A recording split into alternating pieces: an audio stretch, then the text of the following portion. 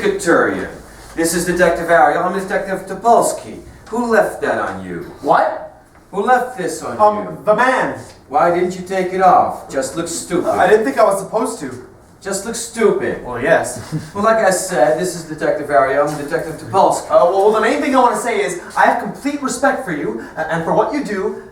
I have complete respect. I've never been in trouble with the police in my life. And... Well, yeah. That's good to hear, no? Never been in trouble until now, you mean? Huh? Repeating myself. Never been in trouble until now. With the police, you mean? Oh, I'm in trouble with the police now? What else are you doing here? Well, I'm helping you with your inquiries, I thought. Oh, like we're friends of yours? Like we took you here like this is a social visit? Like we're friends of yours now? You're not friends of mine, no. You've had your rights read, you've been took out of your house, you had a fucking blindfold on. Do you think we do this to our good fucking friends? You're not friends, no, but I hope we're not enemies. I'm gonna hit you so hard in your fucking head. Oh, wait, what? Am I mumbling? Tupolski, am I mumbling? No, you're not mumbling. I hear you quite clear. I didn't think I was mumbling. You don't have to. I will answer everything you want me to. You will answer everything we want you to. There was never a question you will answer everything we want you to. There was a question. How much are you going to make us fuck you up in the meantime? What's what the question was? I'm going to try not to make you fuck me up at all, because the reason is I will answer everything. Well, that's a good start, then, isn't it? So, why do you suspect we brought you here? You must suspect a reason. Why don't we start torturing him and cut out all this shit? Who is the number one in this case, Ariel, me or you? Thank you. Don't listen to him. Okay. So why do you suspect we brought you here? Like, I've been racking my brains, but I can't think. You've been racking your brains, but you can't think? No. Yes or no? Yes? What? What? No, I've never done anything. I've never done any anti-police thing or any anti-state thing. What? You've been racking your brains, but you can't think of a single reason why we brought you here. I mean, I can think of a reason, not a reason, but like a thing. I assume there must be a linkage, but I can't see how there could be a linkage. Linkage of what? Of what to what? Or of what to what? What? No, just only a thing of how you took my stories when you took me, and you have them right here is the only thing. That I have what here? Have you been reading my papers that I have here? I haven't been reading. Papers which, of all you know, are immensely classified in a very, very secret thing. My eyes just caught the titles just glancing. Oh, like your peripheral vision, yes. Huh? Yes. Yeah. But in order for it to be your peripheral vision, you have to sit like this. Sideways, you know? Sideways, like this. Well, See, sideways, like this. Sideways, like like this. this. Vision at the bottom of my eyes. Oh, the peripheral vision at the bottom of your eyes. I don't know if there's a word There's for that. not. So why would there be a linkage? Your stories, you're being brought here, you know? It's not illegal you write a story. That's what I thought. Yeah. Given certain restrictions. Of course. The security of the state, the security of the whatever you call it, I wouldn't even call them restrictions. I wouldn't even call them restrictions. I would call them guidelines. Guidelines, yes. Given certain guidelines, the security of the whatever, it's not illegal you write a story. That's what I thought. That's the whole thing then. That's the whole thing. What? I mean, I agree. I mean, you read these things, the stories supposedly, you know, the police are all this, the government is all this, you know, what would you call them? The political, you know, like all the government should be doing this, you know? Please fuck off. Not you, but I mean, like, you know what I say? I say if you've got a political axe to grind, if you've got a political, like, what do you call it? Go write a fucking essay, you know? I'll know where I stand. I say, keep your left wing this, keep your right wing that, and tell me a fucking story. You know? You know, a great man once said that the first duty of a storyteller is to tell a story. And I believe in that wholeheartedly. The first duty of a storyteller is to tell a story. I mean, it might have been the only duty of a storyteller. I can't remember, but anyway, that's what I do. I tell stories. No axe to grind, no political anything, no social anything whatsoever. And so I can't see, if that's why you brought me in here, I can't see what the reason would be unless something political came in by accident. Or something that seemed political came in which case, you know, show me where it is. I'll take the fucker right out. You don't fucking burn it. You know? You know what I mean? So I have to fill out this form now. It's a form just in case something bad happens to you in our custody. Now, there seems to be a mistake with your name, I think. See, your surname is Katurian, right? Yes. Okay. But here I have your first name is Katurian. My first name is Katurian. Your first name is Katurian. Yes. And your second name is Katurian. Yes. Your name is Katurian. My parents were funny people. Huh. Middle initial. K. Your name's Katurian. I said my parents were funny people. Ah, for fun, you must have read fucking stupid idiots. I'm not disagreeing. Your address, Emery 4443? Yes. Which you shared with? My brother, Michal. Ah, Michal. At least he's not a fucking Katurian. He's backwards, your brother, yeah? No, he's not backwards. He's slow to get things sometimes. Oh, he's slow to get things. Next right. of kin. Michal. My next of kin? Yeah, just formalities, you know. Your place of work. The Kieran abattoir. This rider. It's not so bad. You like your work there, huh? No, but it's not so bad. Cutting up animals. No, I don't cut stuff. I just clear stuff. Oh, you don't cut stuff, you just clear stuff. Yes. I see. I just clear it. You just clear it, you don't cut it. I see.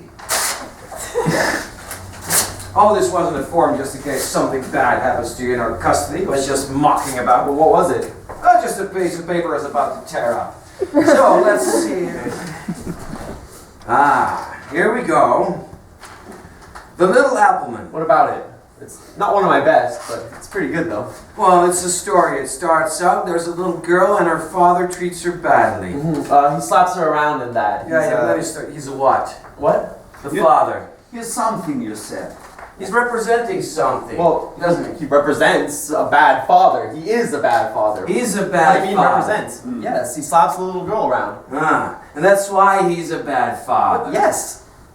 What else does he do to the little girl that he is a bad father? I mean, all the story says, I think, is the father treats the little girl badly. That's all. You can draw your own conclusions. Oh, we can draw our own conclusions now, can we? Huh? You said we can draw our own conclusions, are you? No. Yes? We know we can draw our own fucking conclusions. I know. Ha! I know. Fucking ha! Ariel's getting a bit aggrieved now because drawing our own conclusion is kind of our job. And the first conclusion we're drawing right now is how many stories have you written that a little boy got treated badly or a little girl got treated badly? A few. A few? A few? I would say a fucking few. The first 20 we picked up is a little boy is fucked over this way, a little girl is fucked over this way. Okay, but that isn't saying anything. I'm not trying to say anything. You're not what? What? Not what? What then? Do you think I'm trying to say something? That the children represent the people or something? You're trying to say? Because they don't. The children don't represent the people. You're trying to say or I'm trying to say? You're trying to say or I'm trying to say? Who's trying to say? I'm trying to say? He's putting words in my fucking mouth now. I'm trying to say, little old drove our own fucking conclusions. We can even speak now. This fucking man said, put your hands down! Anytime you're ready now, Ariel. Please retake your seat. Oh, I almost forgot to mention, I'm the good cop, he's the bad cop, so let's get back to it. So, as we've established, the father treats the little girl badly, and one day this girl gets some apples. And from these apples she carves some little men, all with little fingers, little eyes, and little toes. Oh. And she gives them to her father. But she tells him they're not to be eaten. They're to be kept as a memento from when his only little daughter was young. Now, naturally the pig of a father takes a bunch of these apples and swallows them whole, just to spite her.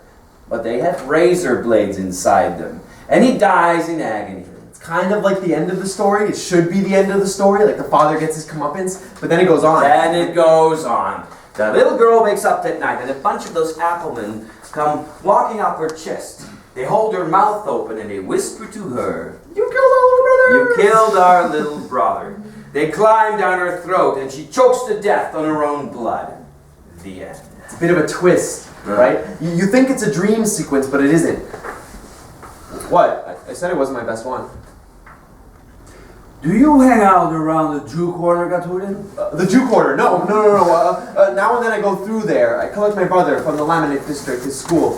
But it's not the Jewish quarter. You go through the Jewish quarter. You connect your brother. He's older than you. He still goes to school. Well, it's a special school. It's a learning difficulty.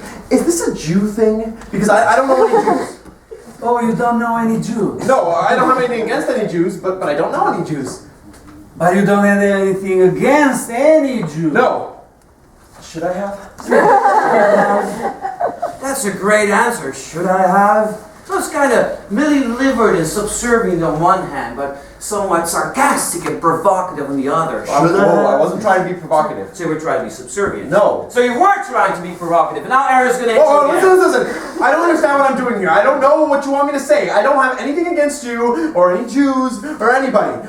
I just write stories. That's all I do. That's my life. I stay in and I write stories. That's it. This reminds me. I'm going to speak to the My brother's at school. See, Ariel and I, we have this funny little thing. We always say, this reminds me, when it hasn't really reminded us of the thing we're saying it reminds us of at all. It's really funny. Okay, but my brother's at school. Your brother's one door down. But he'll be scared. You seem a bit scared yourself. Well, I'm a little scared. What are you scared of? I'm scared my brother's all alone in a strange place. And I'm scared your friend is going to go kick the shit out of him. I'm scared he's going to come back and kick the shit out of me again. Although if he does, it's okay. I mean, I'd rather he didn't, but if there's something in these stories that you don't like, then take it out on me. Because my brother gets frightened easily. And he doesn't understand these things. And you know what? He has nothing to do with these stories anyway. I've only ever read them to him. And I think it's just completely unfair. You should have brought him down here in the first place. And I think you should just fucking go and fucking let him out of here right now. Right fucking now. I bet you're all adrenaline right now, huh? All, ooh, I just shouted at a police officer. All, ooh, I probably shouldn't have done that, but ooh, I got really mad. Oh, calm the fuck down, will ya? You think we're animals? No.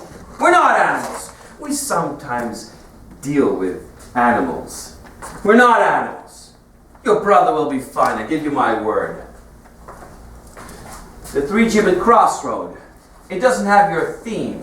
It seems. What theme? No, your thing. Some kid gets fucked over some way. That theme. Well, that isn't a theme. Some of them have come out that way, but that isn't a theme. Maybe in some oblique way it does have your theme. I don't have themes. I've written, 400 stories. Maybe 10, 20 have children in. Murder children in them. What? So this is about stories with murdered children in. Do you think I'm trying to say go out and murder children? I'm not saying you're trying to say God. Are you trying to say God and murder children? No way. Are you kidding? I'm not trying to say anything at all. That's my whole thing. Oh, yeah, I know your whole thing. The first duty of a storyteller is... Tell a story. I know. The three-gibbet crossroad. What are you Look, trying if there are children in it, it's incidental. If there's politics in it, it's incidental. It's accidental. Except the thing is, don't interrupt me when I'm talking. Okay, I'm sorry. Okay? If I give you a question outright, or if I go with my eye, go ahead and say something, like with my eye, then you go ahead and say something. But if I'm in the middle of something, Okay, I'm sorry. and now you're fucking doing it again! Did I ask you a question outright? Did I go with my eye, go ahead and say something? No! No, I didn't, did I? Did I? Now that was a question outright, and I did go with my eye, go ahead and say something! Okay, I'm sorry. I'm Well, you have the right to be nervous! I know. Sorry. You have the right to be nervous. This three-gibbet crossroad, what are you trying to tell us in that story? I'm not trying to tell you anything. It's supposed to be just a puzzle without a solution. What's the solution? There isn't one. It's a puzzle without a solution. No, I think there is a solution, but then again, I'm very clever. Look, I mean, you're right. The idea is you should wonder what the solution is, but the truth is that there is no solution because there's nothing worse, is there, than the two things that it says. There's nothing worse. Is there? A man wakes up in the iron gibbet he was left to starve to death in. The man knew he was guilty to the crime they put him in there for, but he couldn't remember what he had done. Across the crossroad from him were two other gibbets. There's a placard outside of one reading rapist, and there's a placard outside of the second reading murderer. There's a dusty old skeleton in the rapist's cage, and there's a dying old man in the murderer's cage. Now, our man can't read the placard outside of his own cage, and doesn't know what he's done. So he asks the old man to please read his placard and tell him what his crime was. The old man lifts his head, reads his crime, and spits him in the face with disgust. A few nuns come along. They say prayers over the dead rapist, and they give some food and water to the old murderer. They come to our man's cage, and they read his crime, and the life drains away from them, and they walk away crying. A highwayman comes along. Ha-ha! He looks over the dead rapist without much interest. Goes over to the old murderer and smashes the lock of his cage and sets him free. He goes to our man's cage and reads his crime. And he smiles at him slightly. Our man smiles back slightly. And the highwayman raises his gun and shoots our man through his heart. And as our man lies dying, he screams, "Tell me what I've done!" But the highwayman rides off without telling him what he's done. And the last thing our man asks, "Will I go to hell?" And the last thing he hears is the highwayman quietly laughing. See, that's a good story. That's something esque. What kind of esque is it? I don't know. I don't really go in for that esque sort of stuff. But there's nothing wrong with that story, is there? Oh, no. There's nothing wrong with that story. There's nothing in that story that tells me that the person who wrote this is a sick fucking scummy cunt. No. What this story tells me is that it's a pointer. A pointer? Yes, it's a pointer, you understand. Okay. Yeah? You know, it's saying to me that on the surface I'm saying this, but underneath the surface I'm telling this other thing. See, it's a pointer. Okay. Yeah? You understand the pointer? Yes, it's a pointer. You say it's your best story. No, it's one of my best stories. Oh, it's one of your best stories. You have so many. Yeah. I mean, my best story is the Town on the River one. The Tale of the Town on the River. The Tale of the Town on the River. Uh-huh. Here we go. Yes, this tells me something. This tells me this is your best story. Why, what is it, a pointer? It's the only one that was ever published. Oh, we know it's the only one that was published. So far. Yes, in the Libertad it was published. Yes. Libertad. I don't read it. No, you don't read it. No. I mean, now and then I send out the stories to whoever might take them, but in the hopes. But I don't read all the publications. Yes, you don't read the Libertad. No. It's not a crime you read the Libertad. I know. Nor if you have a story published in it. I know. It has your theme. Did the Libertad give you a theme? Did they tell you, write a story about a pony, or write a story about a kid tripping over and falling into a meat grinder? But they just give a word count thing, maximum words. So what's the theme of your own choosing? Theme of my own choosing. Read it to me. The whole thing? The whole of it. Standing. Hey, this feels like school somehow. Yeah. Except at school at the end of your day, you wouldn't get executed. Unless you went to a very fucking tough school, right? Okay. Once upon a time, in a tiny cobble-streeted town, on the banks of a fast-flowing river, there lived a little boy who did not get along with the other children of the town. They picked on and bullied him because he was poor and his clothes were rags and his parents were drunkards and he walked around barefoot. The little boy, however, was of a happy and dreamy disposition, and he did not mind the taunts and the beatings and the unending solitude. He knew he was kind-hearted and full of love, and that someday someone, somewhere, would see this love inside him and repay him in kind. Then one night, as he sat nursing his newest bruises at the foot of the wooden bridge that crossed the river and led out of town, he heard the approach of a cart and horse along the dark cobbled streets. And as it neared, he saw that its driver was dressed in the blackest of robes, the dark hood of which sent a shadow over his craggy face and a shiver of fear through the little boy's body. Putting his fear aside, the little boy took out the small sandwich that was to be his only supper that night, and he held it up to the driver to see if he would like some. The driver nodded, got down off the cart, and sat with the little boy a while, sharing the sandwich and discussing this and that.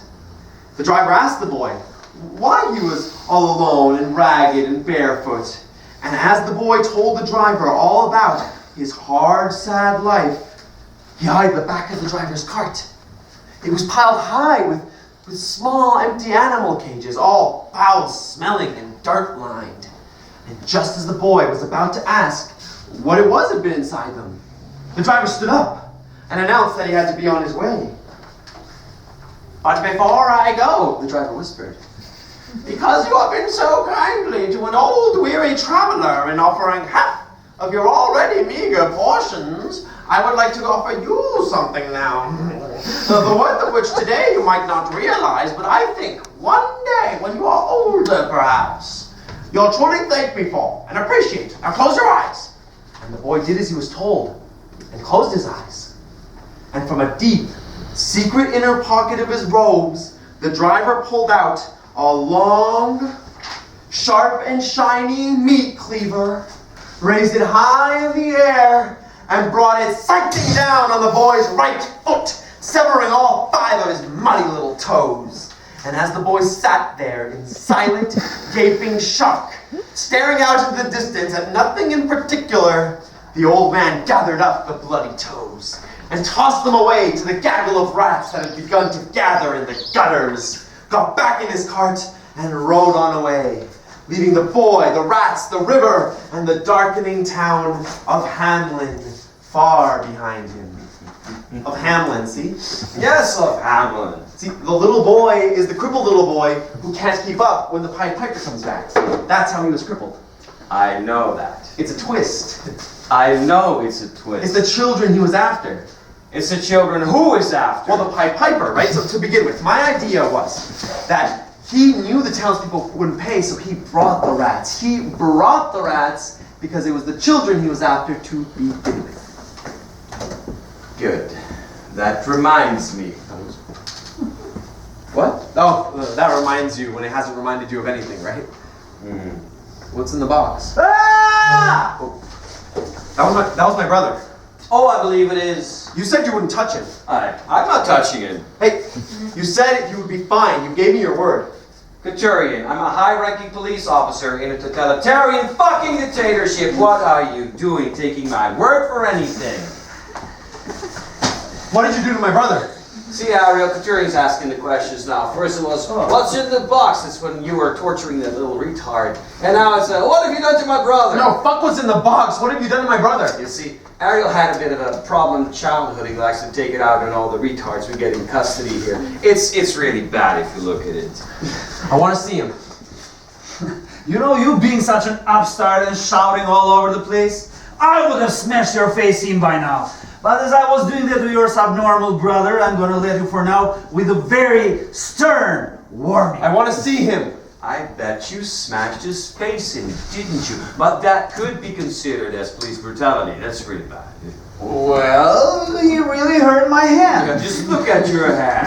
Yeah, I know, it really hurts. Yeah, how many times do I have to tell you? Use a truncheon or whatever you're calling it, right? Yeah. But it's on a retard. He's not going to get the benefit. He's just a child.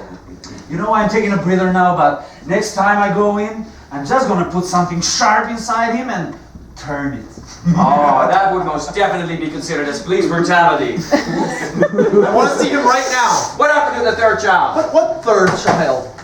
So it's you and your brother. You're close, you and your He's brother. all I've got. You and your spastic brother. He's not spastic. The writer and his spastic brother. Isn't that a title for a story, Katurian? He's just a child. No, he's not. Do you know who was? Andrea Jivakovic. Do you know who she was? No, only from the papers. Only from the papers. What else do you know of her? Only from the papers. She was the girl they found on the heath. She was the girl they found on the heath. Do you know how she died? No. Why not? Well, because the papers didn't say. The papers didn't say. Do you know who Aaron Goldberg was? No, only from the papers. Yes, he was the little Jewish boy they found in a dumpster behind the Jewish quarter. Do you know how he died? No. No, the papers didn't say. The papers didn't say many things. The papers didn't say anything about the third child, the little mute girl, went missing about 3 days ago. Same area, same age. The papers will be saying something tonight. Oh, the papers will be saying something tonight. The papers will be saying a lot of things tonight. About the mute girl? About the mute girl, about confessions, about executions, all that kind of stuff. Look, I don't understand what you're trying to tell me. Are you trying to tell me that I shouldn't write stories about child killings because in the real world there are child killings? Oh, he wants us to think that he thinks that all we got against him is a disagreement with his fucking prose style. Like we don't know what his brother just said to me. What did my brother just say to you? Like we don't know what's in this box. Whatever he said to you, you made him say to you. He doesn't speak to strangers. Oh, he spoke to me? He speaks to strangers, alright. He said you and he speak to strangers. I want to see him. You want to see him? I want to see him, that's what I said. You're demanding to see him. I would like to see my brother. No, you're demanding to see your I have brother. fucking demanding, yes. I want to see he's alright. Oh, he's never gonna be alright. I've got a right to see my brother. You got no fucking rights, no more, no rights! I've got rights, everybody's got rights. You ain't! The box. Oh yeah, why ain't I? I'll give you your rights in a minute. Yeah, like I bet you gave my brother his rights. Oh, I give you his rights, alright. I bet you did. No, I bet I fucking did. Yeah, I bet you fucking did. No, I bet I I know you fucking did. did. Open the fucking box! Open the fucking box!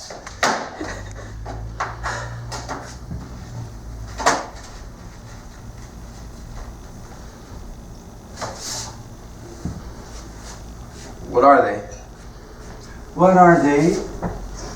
You know what they are. We found them in your house. Your brother already admitted this part, but he is hardly the brain behind this operation. No. You know how the little girl on the cliff died?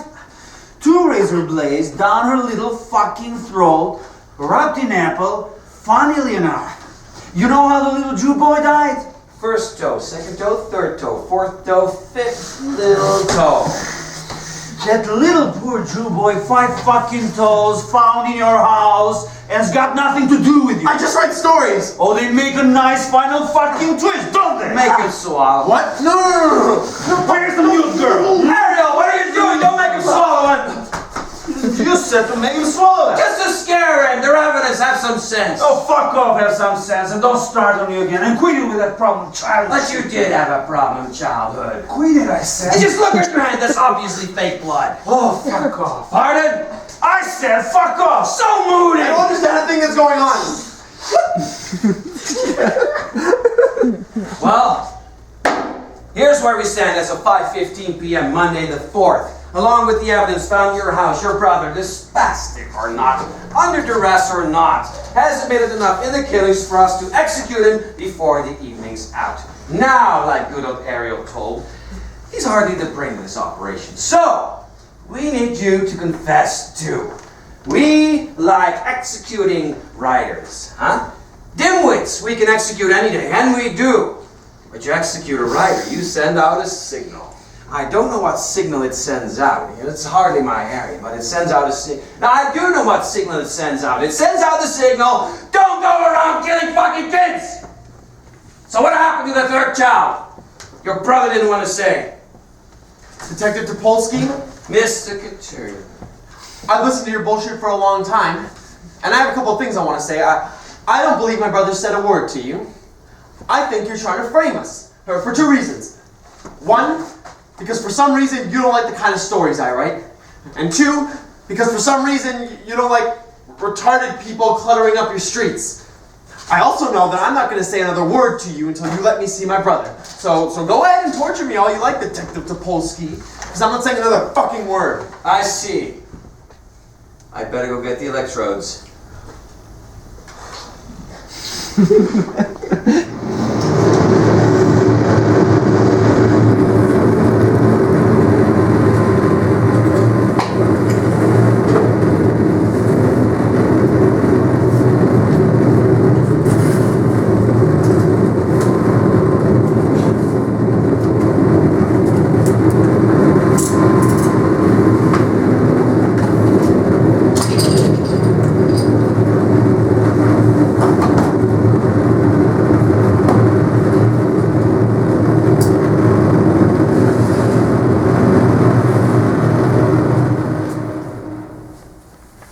Upon a time, there was a little boy, upon whom his mother and father showered nothing but love, kindness, warmth, all that stuff. He had his own little room in a big house in the middle of a pretty forest. He wanted for nothing all the toys in the world, all the paints, all the books, papers, pens, and all the seeds of creativity were implanted in him from an early age. And it was writing that became his first love. Short stories, fairy tales, little novels, all happy, colorful things about bears and angels and piglets and so forth. And some of them were good. Some of them were really good. His parents' experiment, it worked. The first part of his parents' experiment, it worked. He was 7 years old when the nightmares first started. See, The room next door to his own room had always been bolted and padlocked, for reasons the boy was never quite sure of, but never really questioned, until the low whirring of drills and the scritchety scratch of bolts being tightened, and the dull fizz of unknown things electrical, and the muffled screams of a small gagged child began to emanate through its thick brick walls on a nightly basis. "What were all those noises last night, Mama?" he'd ask after each long, desperate, sleepless night, to which his mother would ever reply, Oh, my dear cat, that's just your wonderful but overactive imagination playing tricks on you. "Oh, do all boys of my age hear such sounds of abomination nightly?" Only the extraordinarily talented ones, my dear. "Oh, cool." And that was that. And the boy kept on writing, and his parents kept encouraging him with the utmost love. But the sounds of the whirs and the screams kept going on. And his stories, they got darker and darker. They got better and better due to all the love and encouragement, as is often the case. But they got darker and darker due to the constant sound of child torture, as is also often the case. On the day of his 14th birthday, a day he was waiting to hear the result of a story competition he was shortlisted for, a note slipped out from underneath the locked door of the room. A note which read, "They have loved you and tortured me for 7 straight years, for no other reason than as an artistic experiment. An artistic experiment which has worked. You don't write about little green pigs anymore, do you?"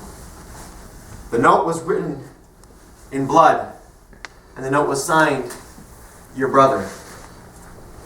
So the boy axed through the door to find his parents, alone, standing there. His father making little drill noises, his mother making the screams of a small gagged child. They had a little pot of pig's blood between them, and his father told the boy to look at the other side of the blood-written note. The boy did, and saw that he had won the $50 first prize in the story competition. They all laughed. The second part of his parents' experiment was complete.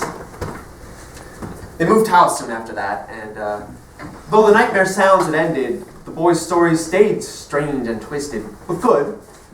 And he was able to thank his parents for all the weirdness they put him through. And years later, on the day his first book was to be published, he decided to revisit his childhood home for the first time since he'd left. He idled around his old bedroom. All the toys and the paints were still there, and then he went to the room beside it all and saw that the dusty old drills and padlocks and electrical cord were still lying about. And he smiled at the insanity of the idea of it all. But he lost his smile when he came across the corpse of a 14-year-old child that had been left to rot in there. Not a bone of which wasn't broken or burned, and in whose hand there lay a story, scrawled in blood. A story that could have only been written under the most sickening of circumstances, and the boy read the story. And it was the sweetest, most gentlest thing the boy had ever read. And what was worse, it was better than anything he himself had ever written, or ever would.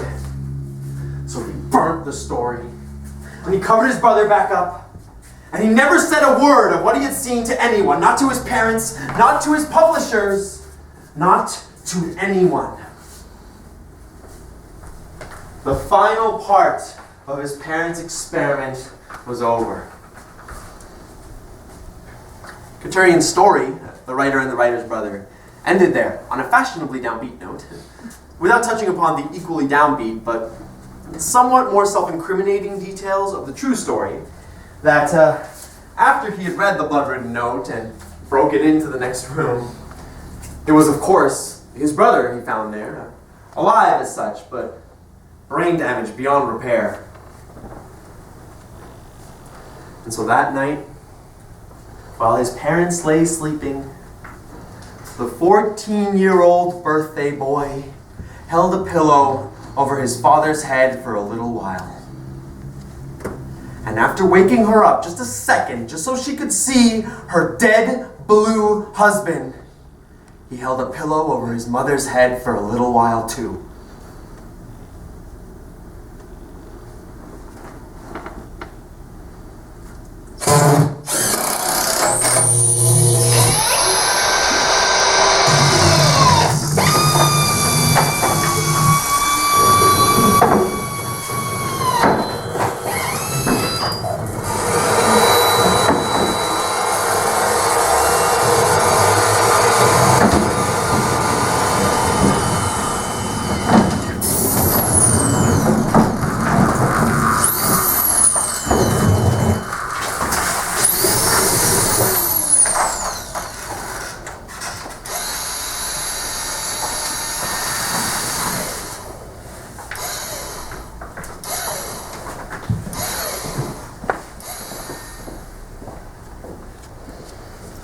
Once upon a time, a long, long way away. Ah!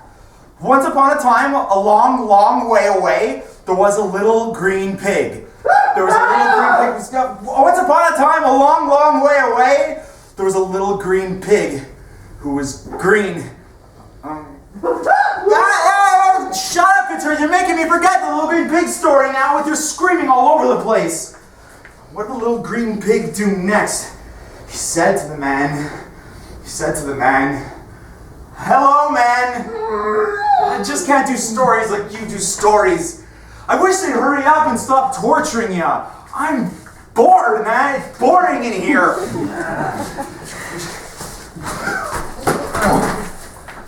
Well, I'll be back to work on you in a minute. I'm having my dinner. Hiya! What are you doing? I'm holding on to your leg.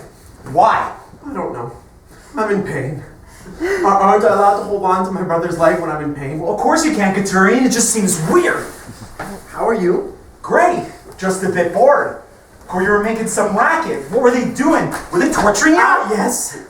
Did it hurt? If it didn't hurt Michal, it wouldn't be torture, would it? No, I suppose. Did yours hurt? Did my what hurt? When they tortured you. No, they didn't torture me. What? No, the man came in and said he was going to torture me. But I thought, no way, boy, that it hurt. So I told him what he wanted to hear, and he was fine then. But I heard you scream. Yeah, he asked me to scream. He said I did it really well.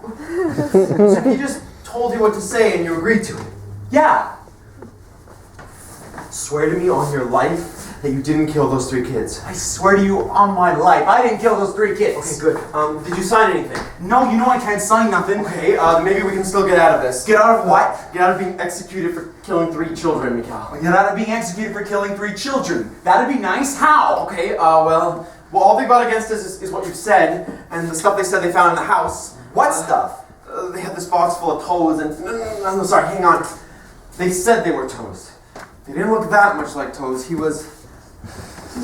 It could have been anything, and they said they tortured you too. His hands were covered in blood. Are you saying he didn't touch you at all? No. He gave me a ham sandwich. Okay. Except I had to take the lettuce out. Yeah. Okay, let me think. Well, you like thinking, don't you? Okay. Why are we being stupid, huh? Well, why are we just believing everything they're telling us? Why? This is just like storytelling. I know. Yeah, a man comes into a room and says your mother's dead. Yeah. Yeah, I know my mother's No, dead. I know, but in a story, a man comes into a room and says to another man, your mother's dead. What do we know? Do we know the second man's mother is dead? Yes? No, we don't. No, we don't. All we know is that a man has come into a room and said to another man, your mother's dead. That's all we know. The first rule of storytelling, don't believe everything you read in the papers. I don't read the papers. Good, you'll be one step ahead of everybody else. I'm pretty sure I don't know what you're going on about, Katurian. You know what you're funny, though. Okay. A man comes into a room and says, your brother has just confessed to killing 3 children and they found a kid's toes in a box in your house. What do we know? Hi, get it! Do we know the brother has killed 3 children? No. No. Do we know the brother has confessed to killing 3 children? No. No. Do we know they found the kid's toes in a box in their house? No. Do we... Oh my God. What? We don't know there were any children killed at all. But it was in the papers. Who runs the papers? The police. So... Oh, you're quite clever. A writer in a totalitarian state is interrogated about the gruesome content of his short stories and their connection to a number of child murders happening in town that aren't actually happening at all. If I had a pen, I could do a good story. If they weren't going to execute us in an hour. Whatever they do to you, Michal, whatever they do, you don't sign anything, all right? No matter what they do to you, you don't sign anything. No matter what they do to me, I don't sign anything. Good. No matter what they do to me, I don't sign anything. Can I sign your name? No. Especially don't sign my name. I killed a lot of kids. It's not Katurian. Little shit. It had nothing to do with his brother and Crow. I will kick the shit out of you. Don't. Jesus, Michal. Sorry, Katurian. All right. It's all right. We'll be all right, Michal, okay? If we just sit together, we'll get out of here. I think. My ass is really itchy today. Have we got any of that powder left? No, you used it all like it was going out of style, remember? Well, we ain't going home for a while anyway, are we? No. Well, we're gonna have to sit here with itchy ass then. Please keep telling me about it, though. It's really keeping my spirits up. Am I really? No, you're just being stupid. You can't have an ass keep your spirits up, can you? It depends on the ass. What? Stupid. Anyways, it's itchy, man. I'll try not to itch or anything because you're here, but I'll tell you, it's itchy, man. I got one itchy ass. Tell me a story. To take my mind off. To take your mind off your itchy ass. To take my mind off my itchy ass, yeah. Okay, what story do you want? Do the little green pig. I was trying to remember it just now. No, that's just silly. It's not just silly, it's good. I was trying to remember it just now. No, I'll do a different one. What'll I do? Do the Pillowman. Why the Pillowman? That's from a while ago, isn't it? Yeah, it's from like a while ago. Okay, let's see. How does that start? Once upon a time. No, I know, I'm trying to think of... Once upon a time! Okay. Jesus. Once upon a time. Okay. There was a man who did not look like normal men. He was about 9 feet tall and all made up of these fluffy pink pillows. Now what? No! Yeah, his arms were pillows, and his legs were pillows, and his body was a pillow. His fingers were tiny little pillows, and even his head was a pillow, a big round pillow. A circular pillow. It's the same thing. I prefer circular pillow. His head was a circular pillow, and on his head he had 2 button eyes and a big smiley mouth, which was always smiling, so you could always see his teeth, which were also pillows, little white pillows. Pillows. Do your mouth smiley like the Pillowman's mouth is. Okay. Anyway, the Pillowman had to look like this, right? He had to look soft and safe because of his job. Because his job was a very sad and very difficult. Oh, here it comes. See, whenever a man or a lady was very, very sad because they'd had a long and difficult life, and they just wanted to end it all, they just wanted to take their own lives and take all the pain away, just as they were about to do it, by razor, or by bullet, or by gas, or by jumping off of something big. Yes, by whichever preferred method of suicide. Prefer is probably the wrong word. But anyway, just as they were about to do it, the Pillowman would go to them, and he'd gently hold them, and he'd sit with them, and he'd say, "Hold on a minute," and time would begin to slow strangely.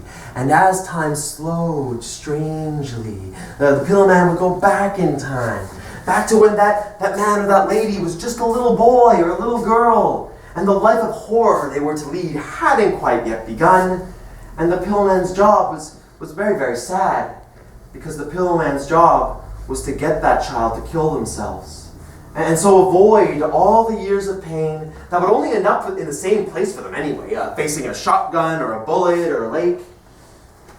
But I've never heard of a small child killing themselves. Well, you might say that, but see, the Pillowman would always suggest that they do it in a way that would just look like a tragic accident, right? He'd show them the bottle of pills that looked just like sweeties, or the spot on the lake where the ice was too thin, or the parked cars it was dangerous to dart out between, or the plastic bag with no air holes and exactly how to tighten it. Because mummies and daddies always find it easier to come to terms with a 5-year-old lost in a tragic accident than they do with a 5-year-old who has seen how shitty life is and taken action to avoid it. Now, not all children would go along with the Pillowman. There was one little girl, a happy thing, who just wouldn't believe the Pillowman when he told her life could be awful and hers would be. So she sent him away.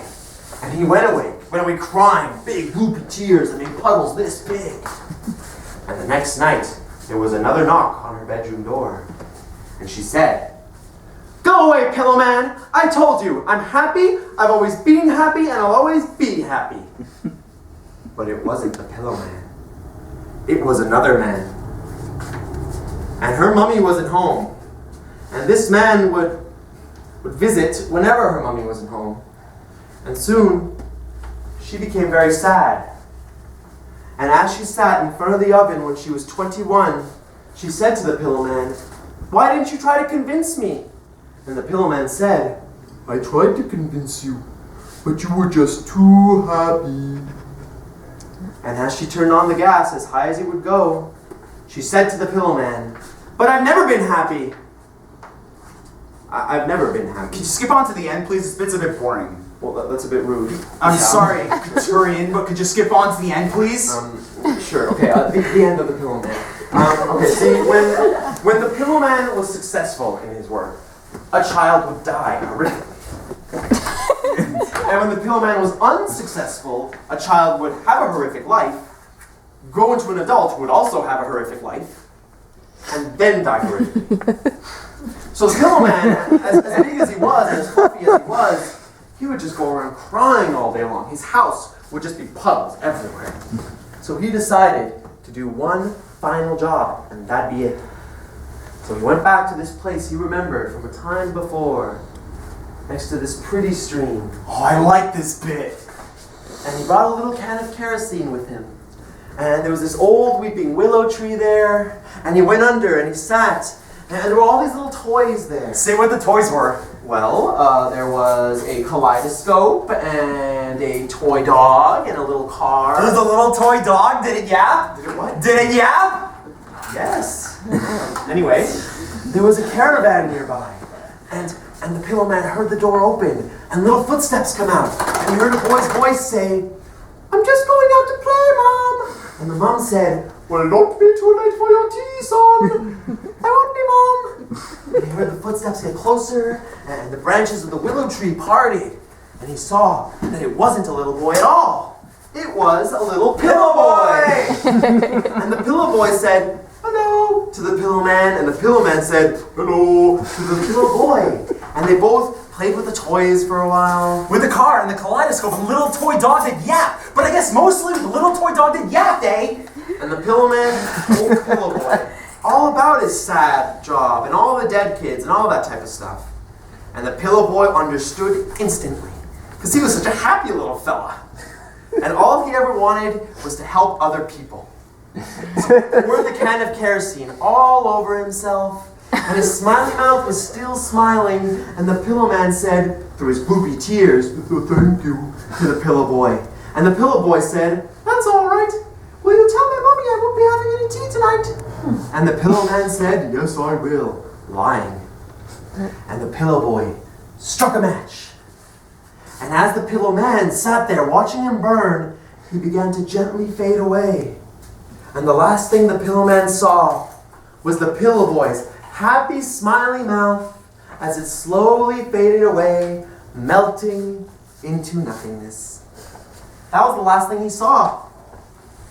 The last thing he heard was something he hadn't even contemplated. The last thing he heard were the screams of the 100,000 children that he'd helped to commit suicide, coming back to life, and going on to lead the whole cold, miserable lives that were destined to them because he hadn't been around to prevent them.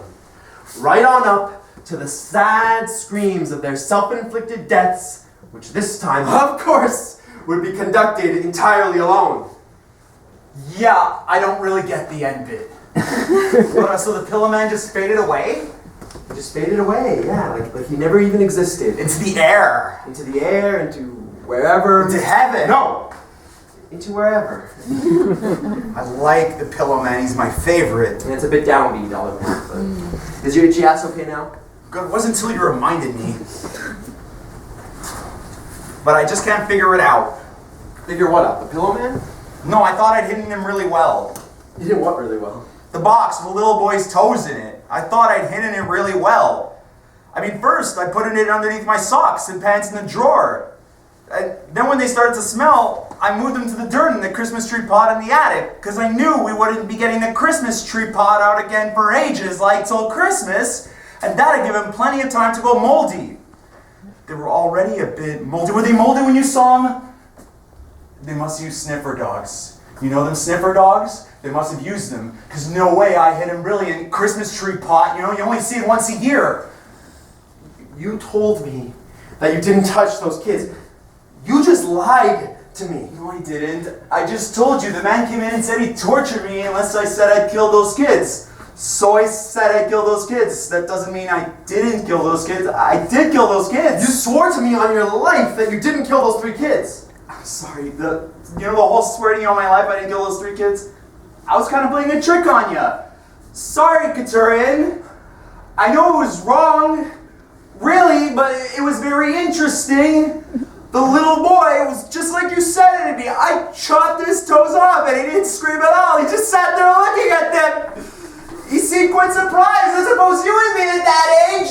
His name was Aaron. He had a funny hat on. He kept going on about his mom. God, he bled a lot. You wouldn't think there'd be so much blood in such a small little boy. And then he ran out of blood and he went blue. Poor thing! I feel quite bad now. You know, he seemed quite nice. Can I go home to my mommy now, please? But the girl was a pain in the ass. She kept bawling her eyes out, you know? She wouldn't eat them. She wouldn't eat the apple bit. And I spent ages making them. It's really hard to get the razor blades inside. You don't say how to make them in the story, do ya? I checked. So anyway, I had to force him down her. It only took 2. Not being mean, but at least that shut her up. It's really hard to get out of your clothes, isn't it? Blood? You know, you try washing your shirt tomorrow. It'll take ages, you'll see. Katurian, I'll wash it for you if you want. I'm getting quite good at it. You're mumbling, you know? What did you do it for? Don't cry, cat, don't cry. What did you do it for? You know? Because you told me to. Because you told me to! No. I remember telling you to do your homework on time and to brush your teeth every night. I do brush my teeth every night. I don't remember telling you to take a bunch of little kids and go butcher them. I didn't butcher them. Butcher them? That'd be more like... Mine was more like...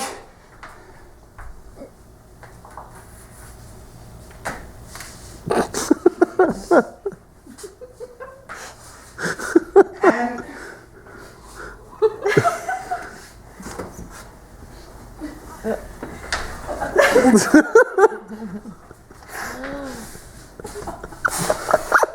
butcher them? That's a bit strong. I wouldn't have done anything if you hadn't told me, so don't you act all the innocent. Every story you tell me, something horrible happens to somebody, and I was just testing out how far-fetched they were, because I always thought some of them were a bit far-fetched. Do you know what?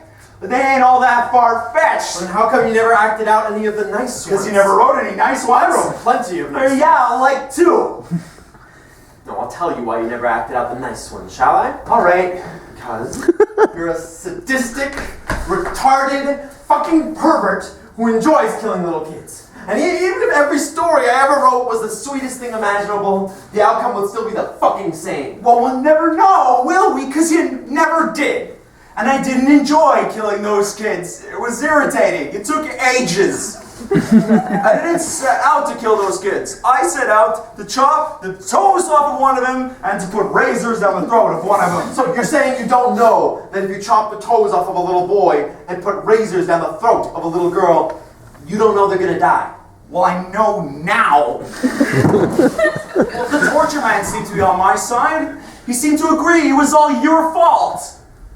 Mostly your fault. What did you tell him? Just the truth. Which particular truth, Michal? Just that, all the things I did to all the kids I got from stories you wrote and read out to me. You said that to the policeman. Yeah, just the truth. That isn't the truth. Yes, it is. No, it isn't. Well, did you write a bunch of stories with children getting murdered in them? Yes, but that's Well, not... did you read them out to me? Yes. Well, did I go out and murder a bunch of children? Yes, is the answer to that one. So I don't see how that isn't the truth, let alone the statistic retarded pervert comes into it. I mean, you're my brother and I love you, but you just spent 20 minutes telling me a story about a dude whose main thing in life is to get a bunch of kids to at minimum set themselves on fire. So, he's the hero. I'm not criticizing, okay? He's a very good character. He's a very, very good character. He reminds me a lot of me. How does he remind you of you? Getting little children to die, all that. No.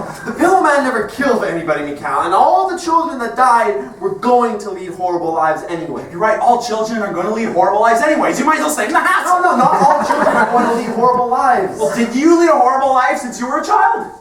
Yeah? Did I lead a horrible life since I was a child? Yeah. That's 2 for 2 for a start. Pillowman was a thoughtful and decent man who hated what he was doing. You're the opposite in every respect. Well, I'm no good at opposites, but I think I understand what you're saying. Thank you. The Pillowman's a good story, Katurian. It's one of your best. You're gonna be a famous writer someday. God bless you, I can see it. When? What? When am I going to be a famous writer? Someday, I said. They're going to execute us in an hour and a half. Well, I guess you're not going to be a famous writer then. They're going to destroy everything now. They're going to destroy us. They're going to destroy my stories. They're going to destroy everything. Well, I think it's us we should be worrying about, not your stories. Oh, yeah? Yeah, they're just paper. They're just what? They're just paper. If they came in right now and said, we're going to burn 2 out of the 3 of you, your brother, or your stories, I'd have them burn you first. I'd have them burn me second and have it be the stories that they say. You just banged my head on the floor. Yeah, I noticed. You just banged my head on the floor! I said I noticed that. You're just like Mom and Dad! What did you say? You're just like Mom and Dad! You're hitting me, you're shouting at me! I'm just like Mom and Dad. Let me sort this out. No, you don't start that! So Mom and Dad kept their firstborn child locked in a room and tortured for 7 years. You chopped the little boy's toes off, made a little girl choke to death, and did God knows what to a third little child, but you're not like Mom and Dad. I bang a fucking dimwit's head on the ground once, and I am like Mom and Dad. Yes, exactly. Exactly. I see your logic, Michal. I see where you're coming from. Good, you should! I'll tell you this, though. If Mom and Dad are looking down right now, they'll be glad to see you turn out to be exactly the kind of boy they could be proud of. Don't say that. No, truly proud of. You're a carbon copy of them. You should wear a little T-beard during classes like him. Don't say that. Or wear a lot of jewelry. Talk like this, my son. Don't say that or I'll kill you. You're not going to kill me, Michal. I'm not like him. I didn't want to hurt anybody. I was just doing your stories. What did you do to the third child? No, I'm not telling. You hurt my feelings. And my head. You can tell quick enough when they get a hold of you. I can take it. Not like this, you can't. You don't know what I can take. No, I suppose I don't.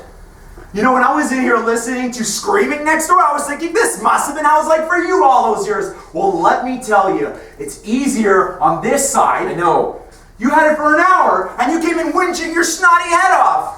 Try for a lifetime. That doesn't excuse anything. It excuses 2 you murdered. Why shouldn't it excuse the 2 I murdered? Because I murdered 2 people who had tortured a child for 7 years.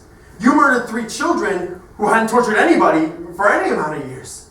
There's a difference. Well, as far as you know, they hadn't tortured anybody. The razor-bladed girl was like a right little shit. I bet she at least did ants. What story was she like, Michal? I just need to know, what story was she like? You're gonna be mad. I'm gonna be mad. Which one was she like? You're gonna be a bit mad. Cal, which story was the third girl like? She was like the little Jesus. She was like in little Jesus. Why that one? It's a good story, Katurian. It's one of your best. You're a good writer. Don't let anybody tell you different. Where did you leave her? Down where you buried Mom and Dad, by the wishing well. That poor fucking thing. I know, it's terrible. I hope it was quick. Quickish. Oh, don't cry, cat. It'll be all right. How will it be alright? How will it ever be alright? I don't know. It's just something you say at times like these. It'll be all right. Of course, it won't be all right. They're gonna come in and execute us any minute. That isn't all right, is it? That's the opposite of all right. I haven't done anything. Well, don't start that again. You'll get on my nerves. And you know, even if they don't execute us together, they'll at least bury us together, save digging 2 holes. Because I wouldn't want to be buried all on my own. That'd be horrible. All alone in the ground. But at least we'll be together in heaven, whatever happens, and hang with God and all that, and have races. Which particular heaven is this you're going to, Michal? Child killer heaven? No, not child killer heaven, smartass. Normal heaven, like in the movies. Do you want to know where you're going when you die? Where? And don't say anywhere horrible just because you're in a mood. You're gonna go to a little room, in a little house, in a little forest, and for the rest of all time, you're gonna be looked after not by me, but by a person called Mom and a person called Dad, and they're gonna look after you the same way they've always looked after you. Except this time I'm not gonna be around to rescue you. Because I'm not going to the same place you're going. Because I didn't butcher any little fucking kids. Well, that is just the meanest thing that any person has ever said to any other person. And I'm never going to speak to you again ever. You know what? Good. Let's just wait here until they execute us then. The meanest thing I ever heard. I said, don't say anything mean. I told you, don't say anything mean. And what did you do? What did you do? You went and said something mean. I used to love you so much. What do you mean used to? That's an even meaner thing than the other mean thing you just said. And that was the meanest thing I ever heard. You know what? Jesus. Let's just sit here in silence. I'm trying to sit here in silence, but you keep saying mean stuff. Don't ya? Don't ya, I said. Is this a sitting here in silence thing? Okay.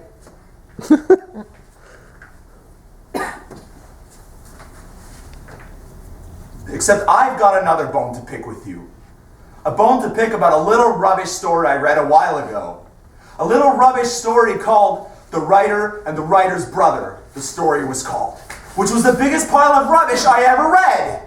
I never showed you that story. I know you never showed me that story, and for good reason. It was rubbish. So you've been going around my room while I'm at work, have you? Well, of course I've been going around your room while you're at work. What the hell do you think I do while you're at work? Oh, massacring infants, I thought. Well, I'm not massacring infants. I'm snooping around your room and finding stupid little stories that aren't even true at the end. That are just bloody stupid at the end. That I die and Mom and Dad live? Well, that's a bloody stupid ending. Great, now I'm getting literary advice from Jack the fucking Ripper. Why couldn't it be a happy ending? Like it was in real life? Because there are no happy endings in real life. What? My story was a happy ending. You came and rescued me. And you killed Mom and Dad. You know, that's a happy ending. Right, but then what happened? And then you buried them out behind the wishing well and put some limes on them. I put lime on them, Michal. I wasn't making a fucking fruit salad. And then what happened? And then what happened? And then you started sending me to school, where I started learning things, which was good. And then what happened? And then what happened? When I won the discus? And then what happened about 3 weeks ago, Michal? And then I did some children in. And then you did some children in. How is that a happy fucking ending? And then you got caught and executed, and you got your brother executed who hadn't even done anything. How is that a happy ending? And you know what? Hang on. When did you win the discus? You came fourth in the discus. We're not talking about... You came fourth out of fucking 4 in the discus. We're not talking about if I won the discus or not. We're talking about what would be a happy ending. Me winning the discus, that would be a happy ending. See? Me dead and left to rot, like in your stupid story, that would not be a happy ending. That was a happy ending. That I was dead and left to rot? That's a happy ending? What was in your hand when you died? A story. A story that was better than all of my stories. Don't you get it? The writer and the writer's brother, you were the writer, I was the writer's brother. It was a happy ending for you. But I was dead. Isn't about being dead or not being dead. It's about what you leave behind. I don't get it. Right now, I don't care if they kill me. I don't care. But they're not going to kill my stories. They're all I've got. You got me. Okay, so we agree. You're gonna change the end of the writer and his brother's story and have me alive at the end, and Mom and Dad are dead and I win the discus. That's okay then. And you should probably just burn the old story, really, just so nobody sees it and thinks it's a proper one with me dead or something. You should probably just burn it. Okay, Michal, I'll do that. Really? Really. Wow. Cool. Well, I suppose in that case, there's probably a lot more of your stories you should burn too, because some of them, and I'm not being funny or anything, but some of them are a bit sick, really. Maybe we should just burn all of them then, Michal. Save us the trouble of sifting the weird ones. And the twisted ones from the not twisted ones. No, burning all of them. No, that'd be silly. Just burn the ones that'll make somebody go out and kill kids. And it wouldn't take long weeding out the ones that aren't going to make somebody go out and kill kids, because you only have about like 2 that aren't going to make somebody go out and kill kids, haven't you? And which of the 400 stories I've written would you deign to save? The one about the little green pig. That's a nice one. Wouldn't make somebody go out and murder anybody, really. And... Suppose the little green pig one. Just the little green pig one. Yeah, just that. Yeah. I mean, if you want to be on the safe side. I mean, you got some that'll make somebody go out and maim somebody, not actually kill them. But if you want to be on the safe side, then it's just a little green pig one. It might make somebody go out and paint somebody green or something. That's about it. Yeah, this would all be fine, Michal. Except the 3 stories that you chose were the 3 most repulsive stories you could have chosen. And they weren't the 3 you just happened to come across. They were the 3 that most suited your repulsive little mind. Well, so what? I could have chosen ones that wouldn't have been so horrible? Like what? Like the face basement? Slice off their face and keep it in a jar on top of a dummy downstairs. Or the Shakespeare room. Old Shakespeare, the little black pygmy lady in the box, gives her a stab with a stick every time he wants a new play wrote. Hey, he didn't write all those plays himself. Just to say what I mean, Kat, they're all sick. You know, they couldn't have picked ones that wouldn't have been just as sick. I have to be the little Jesus. Katurian, what's done is done. And can never be undone. Ta-da! I'm getting a bit sleepy now. So I'm gonna have a little sleep for myself. If I can just get my mind off my ass, which is still itchy like crazy. And I haven't even mentioned it. You're going to sleep. Yeah, You know they're going to come in here and execute us any moment. exactly. So it might be the last sleep we get in a while. It might be the last sleep we get ever. Wouldn't that be terrible? I love sleeping. Do you think they have sleeping in heaven? They bloody better, or else I'm not going. Katurian, What? tell me a story. Thought you wanted to burn all my stories. Tell me the one about the little green pig. I don't want to burn that one. Tell me that one and I'll forgive you. Forgive me for what? Forgive you for saying all that mean stuff.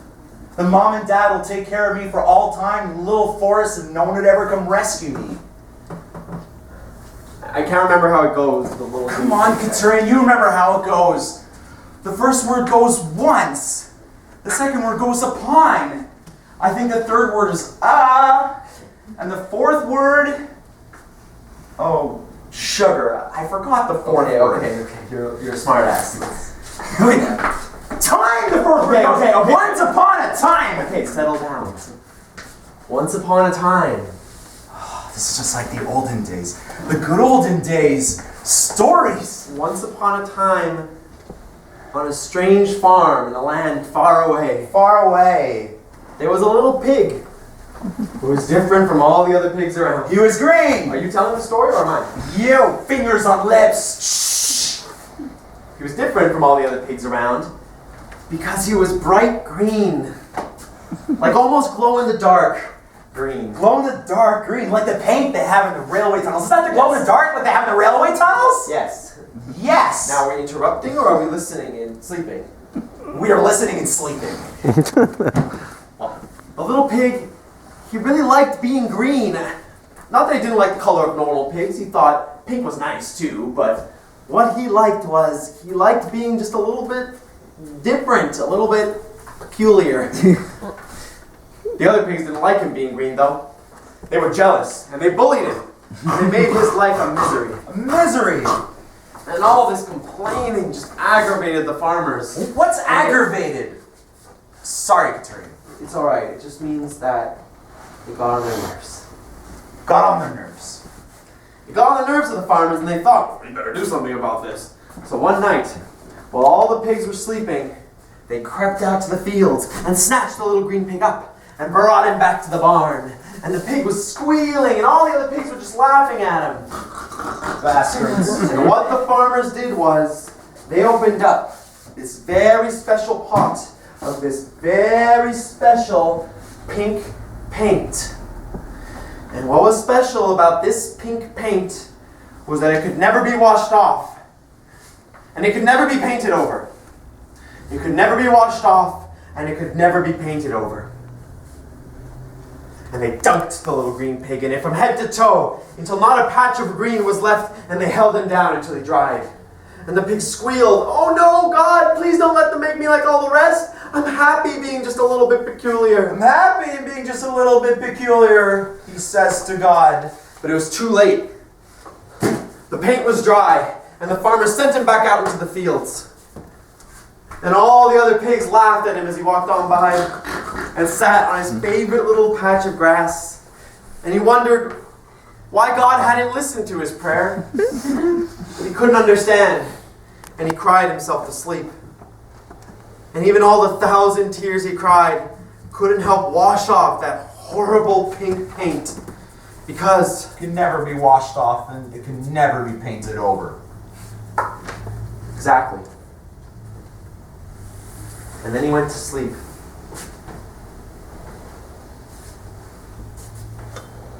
But that night, as all the pigs lay sleeping, these strange, strange storm clouds began to gather overhead. And it began to rain. Slowly at first, but getting heavier and heavier and heavier. And this was no ordinary rain. This was the very special green rain. Almost as thick as paint. And not only that, there was something else special about it. It could never be washed off, and it could never be painted over. It could never be washed off, and it could never be painted over. And the next morning, when the rain stopped and all the pigs awoke, they found that every single one of them had been turned bright green. Every single one, except, of course, for the old little green pig, who is now the little pink pig, upon whom all the rain had just washed right off because of the unpaint-overable paint. The farmers had painted him earlier. Unpaint-overable. And as the pig looked at the strange sea of green pigs in front of him, most of which were crying like babies, he smiled. And he thanked goodness, and he thanked God, because he knew he was still, and he always would be, just a little bit peculiar. You like that story, don't you, Michal? You used to like it? No. Little toes, no razor blades. It's nice. Maybe you should have acted out that one.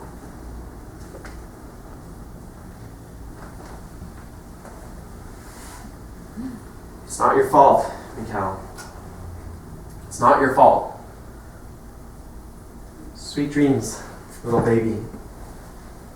I'll be coming along soon.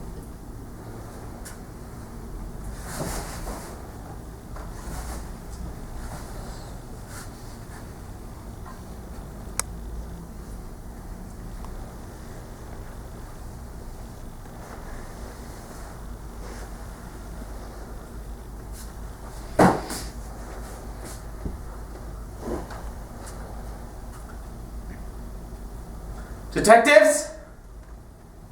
Detectives! I would like to make a confession to my part in the murders of 6 people. I have one condition. It involves my stories.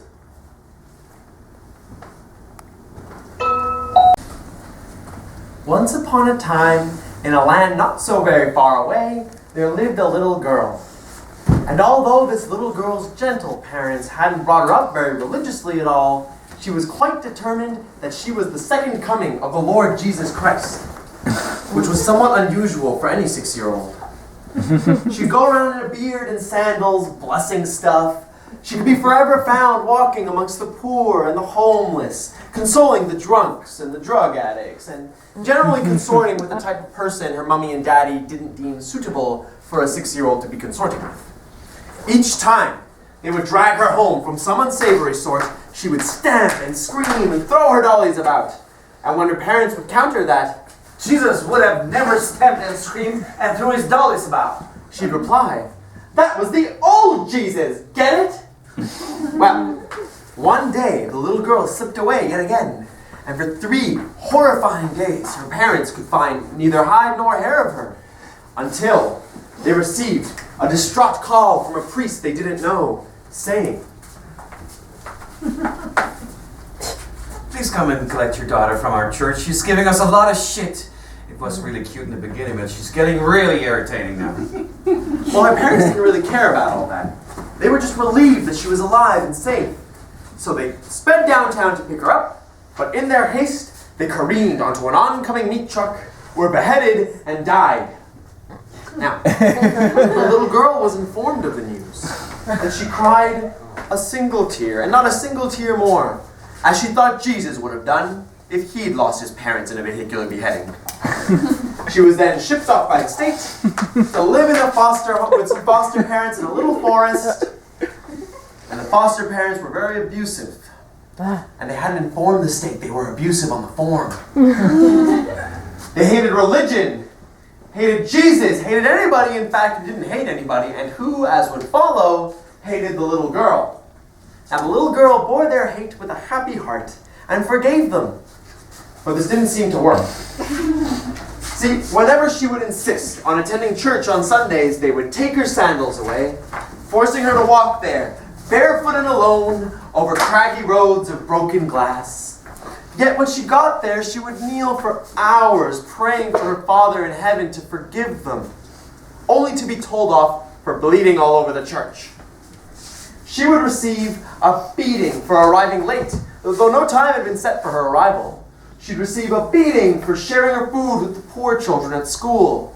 She'd receive a beating for cheering up the ugly kids. She'd receive a beating for wandering about looking for lepers. Her whole life was a constant torture, yet she bore it with a smile, and it all only made her stronger. Till this one day, when she met a blind man begging by the roadside. She mixed a little of her spittle in the dust and rubbed it over his eyes. He reported her to the police for rubbing dust and spittle in his eyes. And when her parents got her back from the police station, they said to her, So you want to be like Jesus, don't you? and she said, "Finally, you fucking get it!" And they stared at her for a while. And then it started. Her foster mother embedded in her daughter's head a crown of thorns, made out of barbed wire because she was too lazy to make a proper crown of thorns. While her foster father whipped her with a cat o' nine tails. And after an hour or 2 of that, they asked her, when she regained consciousness, Do you still want to be like Jesus? and through her tears she said, "Yes, I do." And so they made her carry a heavy wooden cross around the sitting room 100 times until her legs buckled and her shins broke, and she could do nothing but stare at her little legs going about the wrong way. And they asked her, Do you still want to be like Jesus? and she almost got sick for a second, but she swallowed it so she wouldn't look weak. And she looked them in the eye, and she said, "Yes, I do." And so they nailed her hands to the cross, and they bent her legs back around the right way and nailed her feet to the cross. And they lifted the cross up and put it against the back wall and left her there while they watched some television. And when all the good programs were done, they switched it off, sharpened a spear, and said to her, Do you still want to be like Jesus? and she swallowed her tears, and she took a deep breath, and she said, No, I don't want to be like Jesus. I fucking am Jesus! So they stabbed her in the side, and they left her there to die, and they went to bed.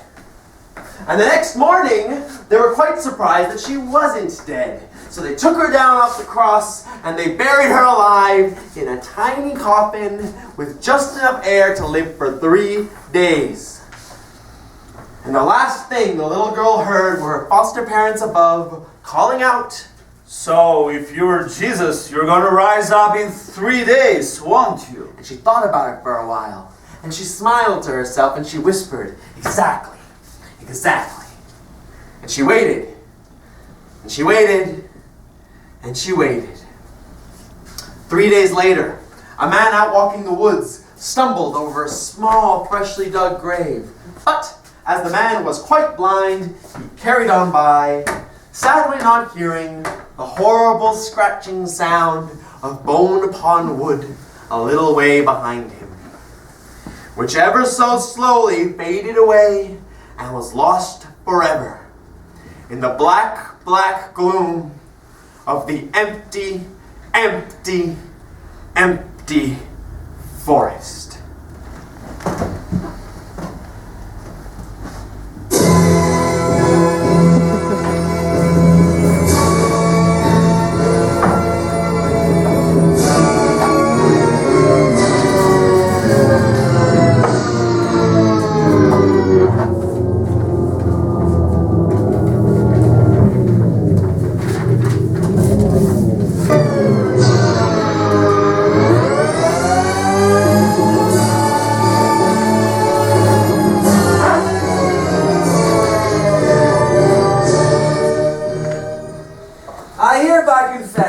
Part in the murder of 6 people, 3 carried out by me alone, 3 carried out by me and my brother Michal, while acting out a number of perverted and gruesome stories I've written, attached, brackets closed. My most recent killing was that of my brother Michal. Yeah, thank you, Katurian. We wouldn't have been able to pin that one on you, would we? Held a pillow over his head. Blah, blah, blah.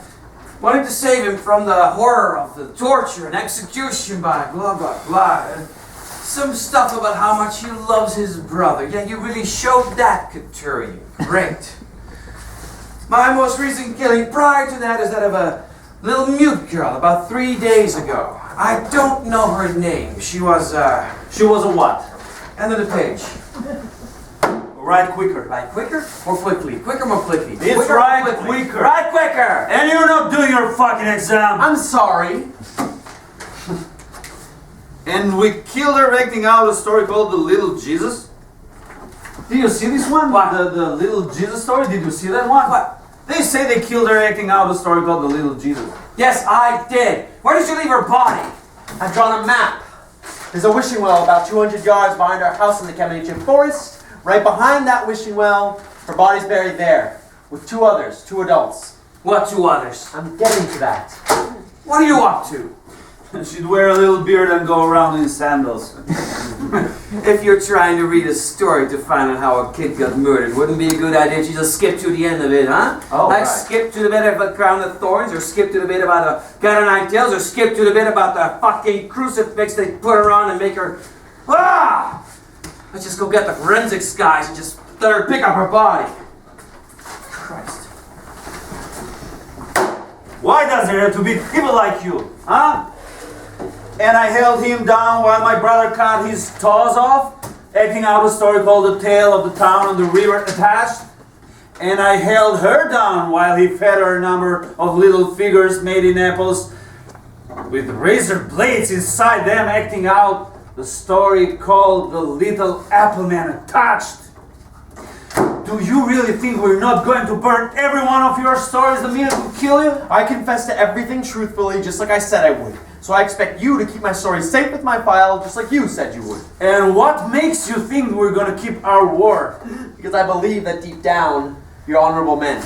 Deep down? Deep fucking down? Look, could you beat me up after I'm done writing this? I'm just up to the part about killing my mother and father. Thank you. Kill your mom and dad? Wow. This might seem like a ridiculous question, but why? There's a story in there, The Writer and the Writer's Brother. I don't know if you saw it. Oh, I saw it. Well, I generally hate any kind of writing that's even vaguely autobiographical. I think people who only write about what they know because they're too fucking stupid to write anything else. The Writer and the Writer's Brother, though, is, I suppose, the only story of mine that isn't really fiction. And how old was he when they started? He was 8, I was 7. And how long did it go on for? 7 years. And you heard it all those years. Didn't exactly know what it was until the end, but yes. And then you killed them. I held a pillow over each of their heads, and I buried them in the wishing well behind our house. I thought the wishing well was kind of apt. That's where the little girl's buried too. You know, your childhood stories could be used as a pretty decent defense in court.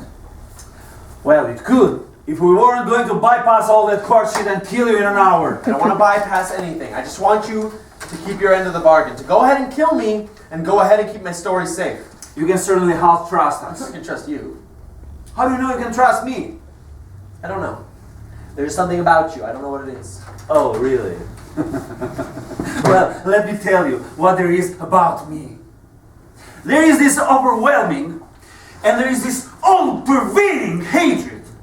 Hatred for people like you. For people who lay even the littlest finger against children. I wake up with it. It wakes me up. It rides on the bus to work with me. It whispers me, they will never get away with it. So I come in early. I make sure all the bindings are clean and the electrodes are in the right order so we won't waste time.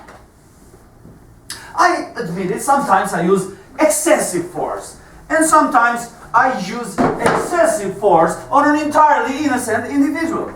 But let me tell you this, if an entirely innocent individual leaves this room for the outside world, he's never gonna contemplate even raising his voice to a child again. Just in case I fucking hear them and I drag them in here for another load of extensive fucking force. Now, is this kind of behavior in an officer of the law in some way questionable morally? Well, of course it fucking is! But you know what? I don't fucking care! Because you know what? When I'm an old man, kids are gonna follow me around. And they're gonna know my name and what I stood for. And they're gonna give me some of their sweets in thanks. And I'm gonna take those sweets and thank them and tell them to get home safe. And I'm gonna be happy. Now, not because of the sweets, because I don't really like sweets, but because I know in my heart that if I wouldn't have been there, not all of them would have been there. Because I am a good policeman. Not good in the sense that I solve lots of stuff, because I don't. But good in the sense that I stand for something. I stand for something. I stand on the right side. You know? I might not always be right, but I stand on the right side. The child's side. The opposite side to you. So naturally, when I hear that a child is killed in a fashion like that little Jesus thing, you know what? I would have tortured you to death just for writing stories like that, let alone acting them out. So you know what? Fuck what your mom and dad did to you and your brother. Fuck it. I would have tortured the fuck out of them if I had them here now. Like just I'm gonna torture the fuck out of you now, too. Because two wrongs do not make a right. 2 wrongs do not make a right. So kneel down over here, please, so I can connect you to this fucking battery. Oh, not again. No, come over here, come over here. What are you doing? I'm just going to connect him to this fucking battery. What's been keeping you? We were talking. About what? Nothing. Oh, what are you doing? When I'm an old man, I'm gonna get switched kind of story, huh? Fuck you! Pardon me, that's the second time. You kneel down over here, please. I already asked you politely. And who was the first one who asked you to kneel down, Ariel? Your mom or your dad? Oh, fuck me, this is gonna be I bet beautiful. it was your dad, right? Oh, you didn't go and tell him all your dad shit, did you? No, Tupolski, I didn't go and tell him all my dad shit. Oh, that old one. Shit, Ariel. Come on. You keep chipping away with that shit, don't you? That problem childhood shit. I'm not chipping away at anything, and you keep bringing up your problem childhood. I never said a word about my problem childhood. I wouldn't even use the phrase problem childhood to describe my childhood. Oh, what kind of phrase would you use, Ariel? Fucked by my dad childhood? That's not a phrase, is it? Huh? Would you like to give the prisoner any further information, Tupolski? Look, I'm just sick and tired of everyone just using their shitty childhoods to justify their shitty behaviors. My father, he was a violent alcoholic. Now, am I a violent alcoholic? Yes, I am. But that's a personal choice. I admit it. I'd like to go back and torture the prisoner now. Oh yeah, go back to torturing the prisoner right now. You've been keeping him waiting for ages. You overstepped the mark today, Tupolski. Look, I'm reading through the prisoner's confession just to ensure we've left no aspects of this case unaccounted for, huh? I'm doing my job. I'm not torturing some condemned fuckwit for my own sadist pleasure. Way overstepped the mark. Just hurry up and torture the prisoner. We have to shoot him in 30 minutes. Where's your father now, Ariel? Do not say a word, Tupolski. Do not say a word. I'm not saying a word. I'm reading the confession like I said. Is he in prison? You shut your mouth also, pervert. Or you'll do what? Or you'll torture and execute me? Is he in prison? I'm No, trying he's to not. concentrate here. He's not in prison. What did I just actually say? Oh, they couldn't arrest him. Tupolski, it would be very bad for all concerned to continue with this line of conversation. I have a dreadful feeling you're right. Okay, so I'm just going to connect this last electrode up here, and I'm just going to connect this last electrode up here. Why couldn't they arrest him? Why couldn't they arrest him? Because Ariel already murdered him, of course. Well, it wasn't exactly murder. It was more like self-defense, a diminished responsibility. I just like calling it murder to tease him. You know, I killed my father. He crawled into my bed every week from the age of 8. He held a pillow over his head while he was sleeping. I see you guys have something in common. I'm going to speak to the commandant, and I am going to inform him about your behavior throughout this investigation. It has been lacking in focus and clarity from the start. From the start. Such as, what was that peripheral vision thing, that peripheral vision with the bottom of your eyes thing? What was that all It's about? concerned destabilize the prisoner with asinine nonsense. It's in the Yeah. guidelines area. So I'd like to continue questioning the prisoner. So, and without the aid of your electronical claptrap over there. So could you please disconnect Mr. Katurian? He needs to focus. And I am going to ask the commandant to have me replace you as number 1 in this investigation. Because this isn't the first time this has happened, is it?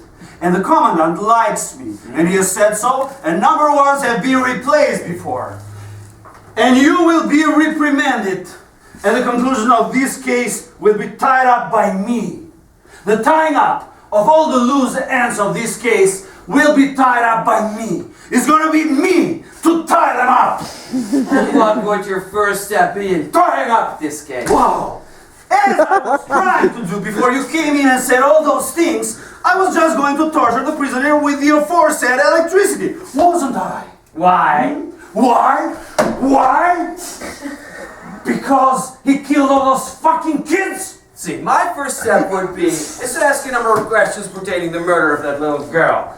My first question would be, Mr. Katurian, is it true? I'd like to say it formal like that. It just sounds better. Mr. Katurian, is it true that you and your brother, in acting out that little Jesus story, at one point placed a crown of thorns on that little girl's head? Yes, it is true. That is true. My second question would be, was this before or after you whipped her with a cat of 9 tails? After.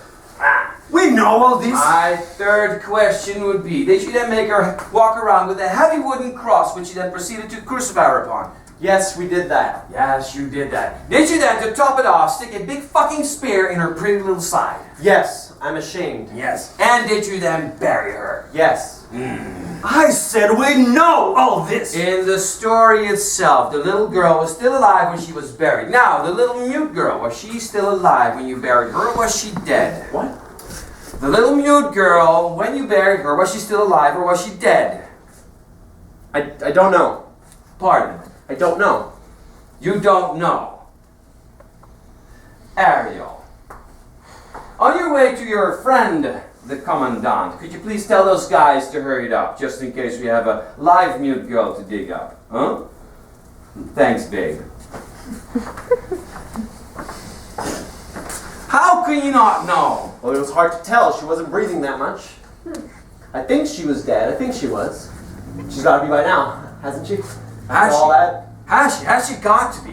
No, I don't know. Huh? I never crucified and buried a little child before. I don't know. Jesus Christ.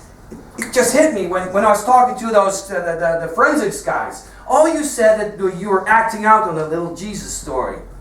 Now that might be good for Ariel, huh? Oh, so the police officer, I did it. Huh. But that's not good for me, huh? Not good enough. Now see, Ariel's a policeman. He polices. A police dog polices. Now, I'm a detective. I sometimes like to detect. Well, I'm sure she's dead. Well, not sure enough, are you? I wrote this little story once. It kind of sums up my worldview. No, it doesn't sum up my worldview. I don't have a worldview. I think the whole world is just a big pile of shit, and that's not really a worldview, is it? Yeah, so I wrote this story. No, hold on. If it doesn't sum up my worldview, then it sums up my view on detective work and the relationship of that detective work with the world at large. That's it. What are you still doing kneeling down? I don't know. Just looks stupid. Well, yes. So you want to hear my story? Yeah. Well, you wouldn't say no, would you? No. Well, my story is called The Story of the Little Deaf Boy in a Big Long Railroad Track in China. What? What? You don't think it's a good title? I do think that is a good title. What do you really think? I give you my permission to be completely truthful, even if it hurts me. I think it's about the worst title I've ever heard. You've got about 2 commas in there. You can't have 2 commas in a title. You can't have 1 comma in a title. I think at one point there's a full stop in the title. The title is insane. Maybe it's just ahead of its time. Maybe it is. Maybe terrible titles are ahead of their time. Maybe they'll be the new thing. Yeah, maybe it will. I just think it's a terrible title. Okay, we've established that I've taken back my permission for you to be completely truthful. You're so fucking lucky I'm not gonna smack you in the fucking head. Where was I? Deaf boy, big long railroad. Sorry. Once upon a time. Once upon a time, there was this little deaf boy. He couldn't hear a thing, as often is the case with little deaf boys. Oh, and I said it in China.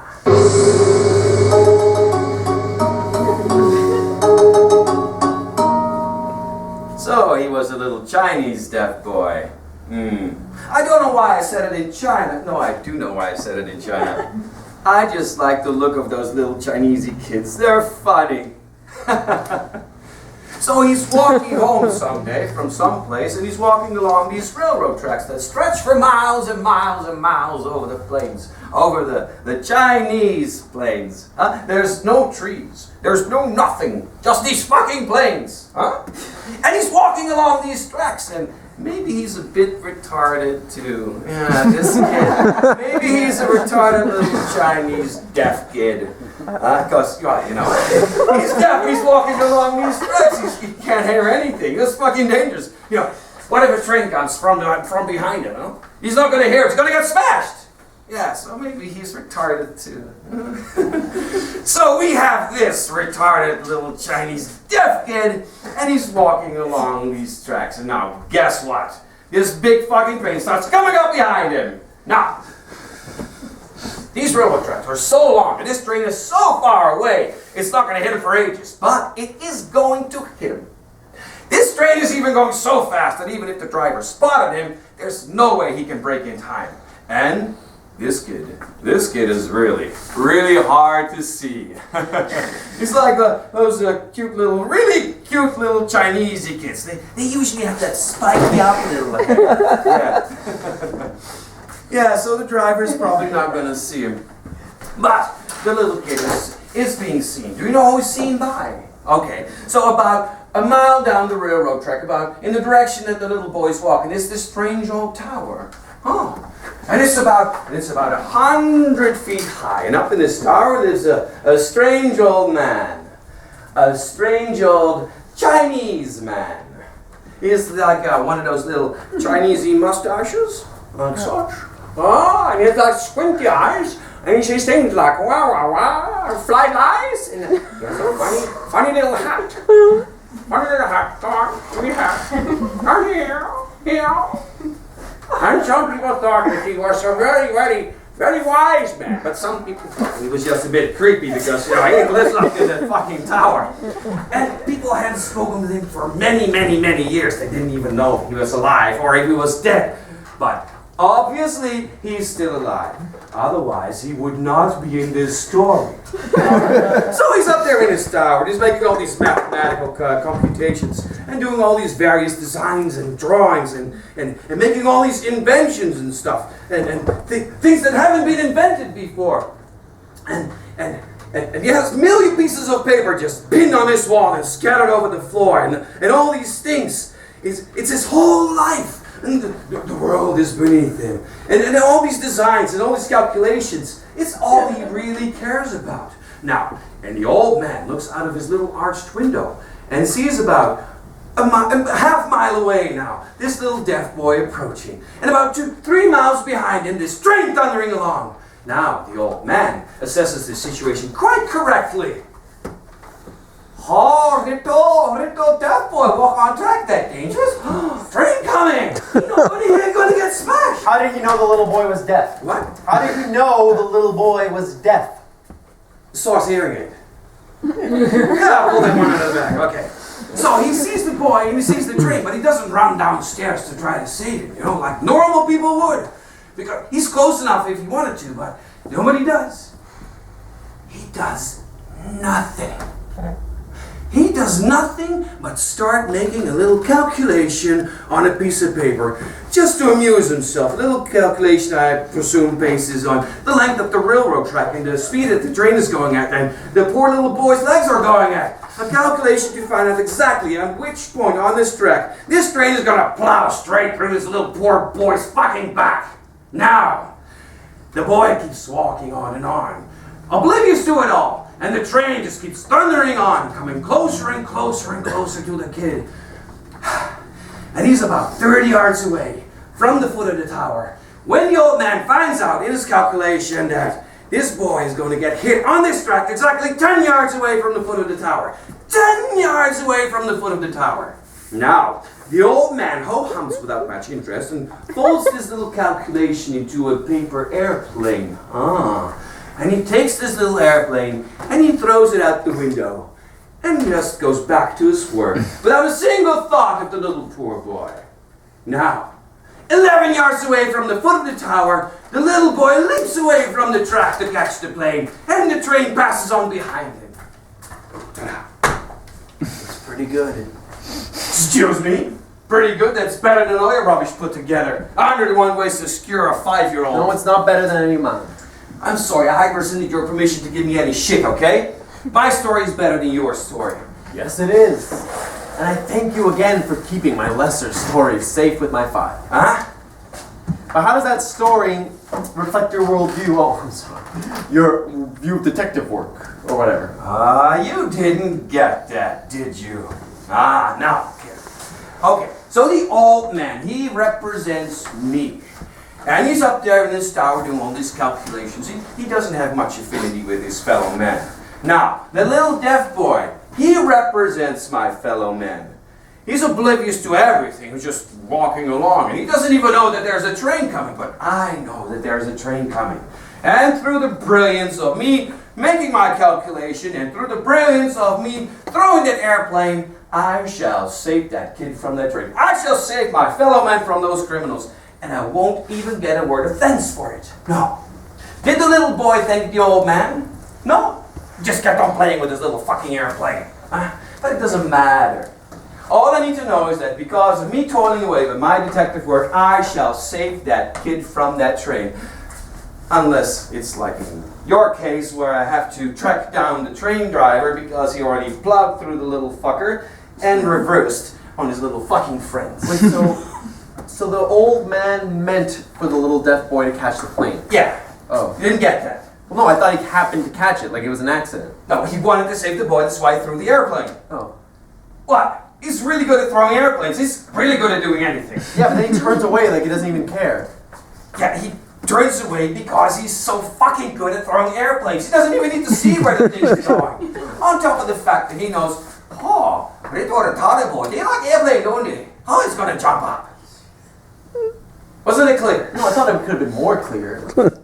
I know how. Hold on, I'm not taking any literary advice from you. And maybe it could have been more clear whether the little girl that you butchered 3 days ago was alive or fucking dead when you stuck her in the fucking ground. I think that could have been more clear. And can I make it very clear that I'm going to get very angry in a few minutes and just set fire to your fucking stories, regardless of any promise I made. No, I'm sorry. I really liked your story. I really did. My stories are better than your stories. It was better than all my stories. And it was clear that the old man wanted to save the boy. It was so clear. Yeah. You just don't like the story because the boy didn't die. No, I do like you, Tupolski. Really, and it has nothing to do with anything, with you burning my stories or anything. I would have been proud to have written that story. Yeah? Yeah. Well, I wasn't going to burn your story anyway. You know, I'm a man of my word. Someone keeps his word, I keep my word. I know that, and I respect that. And I know you don't care if I respect that or if I don't, but I do. I respect that. Oh, I respect that you respect it. Aren't we getting all cozy right now? It's almost a shame I have to shoot you in 20 minutes. Now,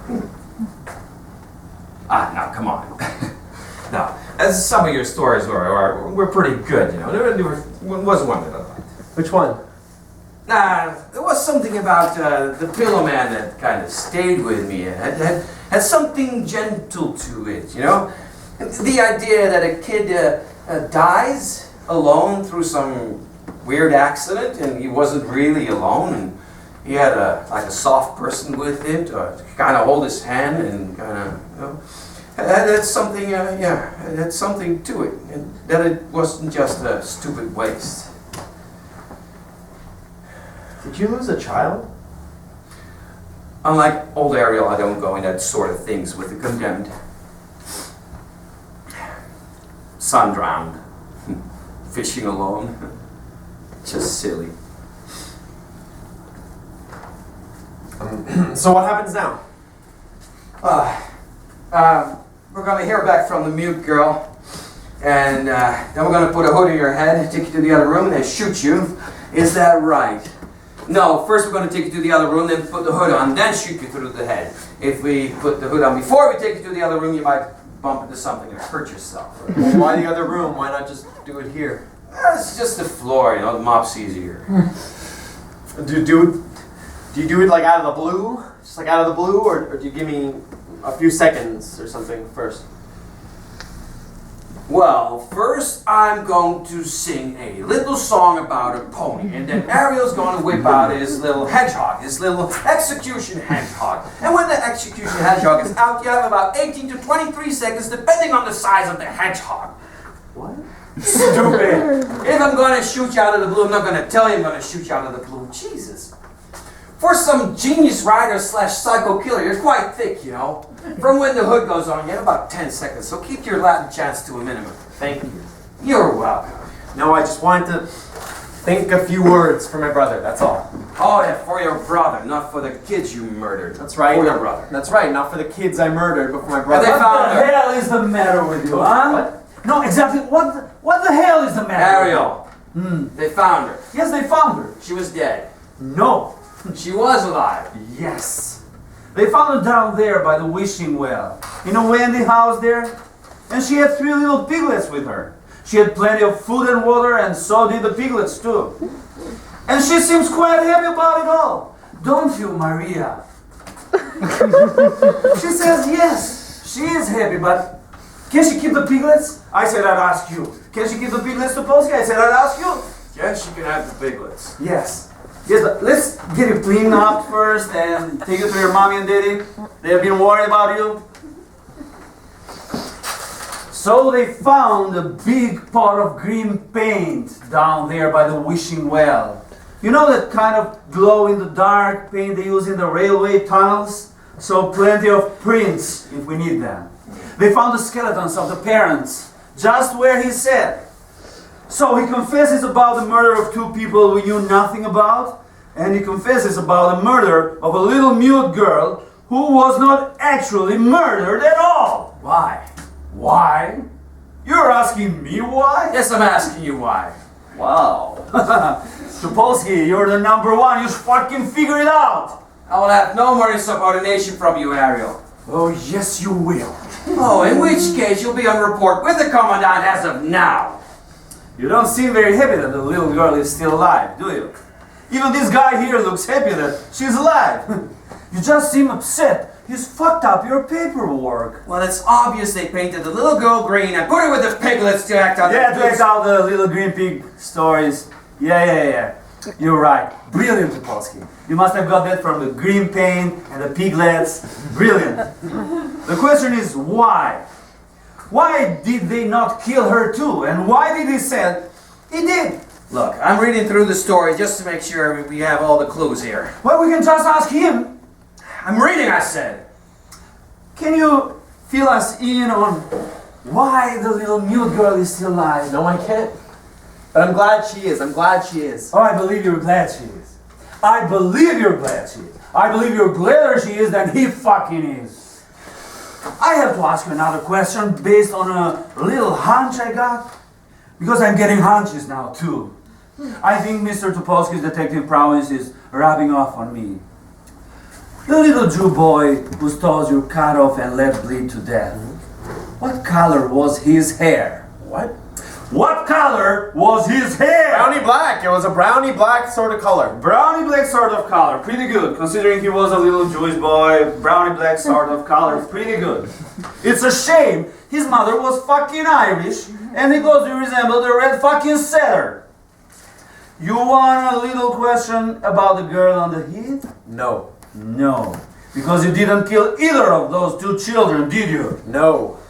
You didn't even saw those 2 children. No. Did you tell your brother to kill them? I didn't know about any of this until today. Did your brother kill your parents? I killed my parents. The only killing we can pin on you is the killing of your brother. In light of extenuating circumstances, I doubt it highly you get executed for that. So therefore, I will think very carefully before admitting... I killed my parents. I killed my parents. I believe you did. But you didn't kill any children, did you? No. You're a witness, Tupolski. Wow, very good work, Ariel. Very Wow. good. Yeah. Thank you, Tupolski. You are welcome. Just to make it clear, I was happy that the little mute girl was still alive. I'm just trying to not let my true emotions come out at work. I see. Yes, you see, huh? Okay. Mr. Katurian, just out of my personal curiosity, before we execute you for the other 3 murders, why did you confess to killing those children? Because you had me for killing Michal. As soon as you found the 3rd child, you'd have me for killing my parents. I thought if I tied myself into all of it, like you wanted me to, then at least I could save my stories. At least I'd have that. At least I'd have that. Well, that's a fucking shame then, isn't it? What's a shame?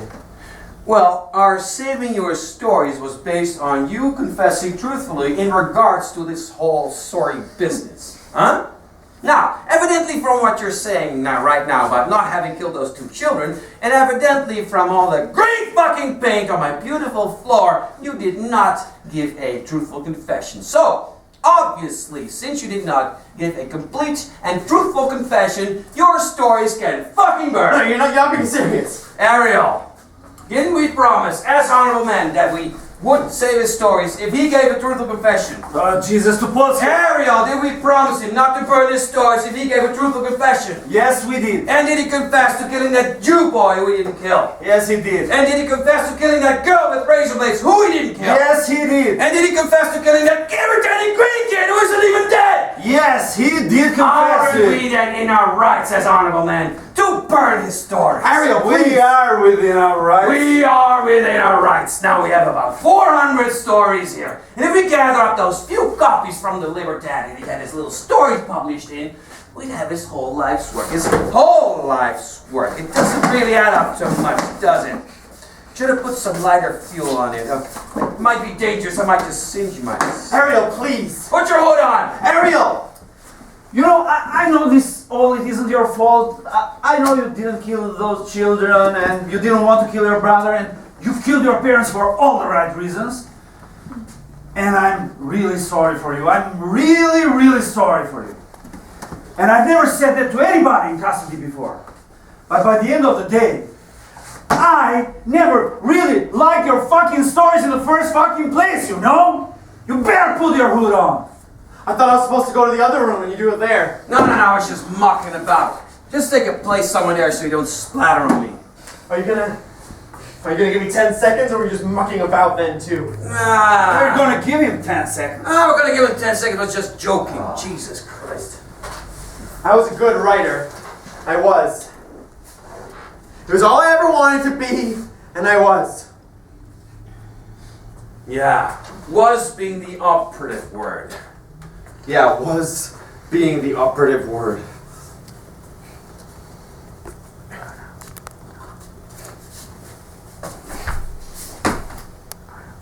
Ten, 9, 8, 7, 6, 5, 4.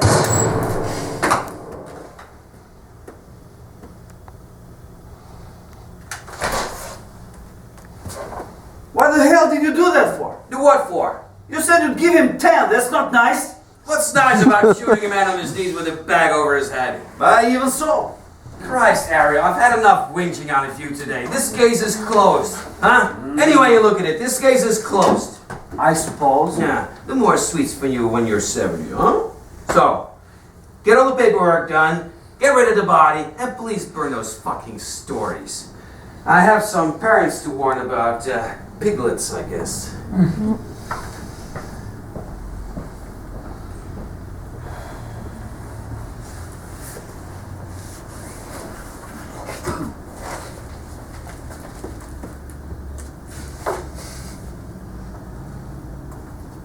In the 7 3/4 seconds he was given before he died, Katurian tried to think of a final story in lieu of a prayer for his brother. What he came up with was more of a footnote to a story, and the footnote was this.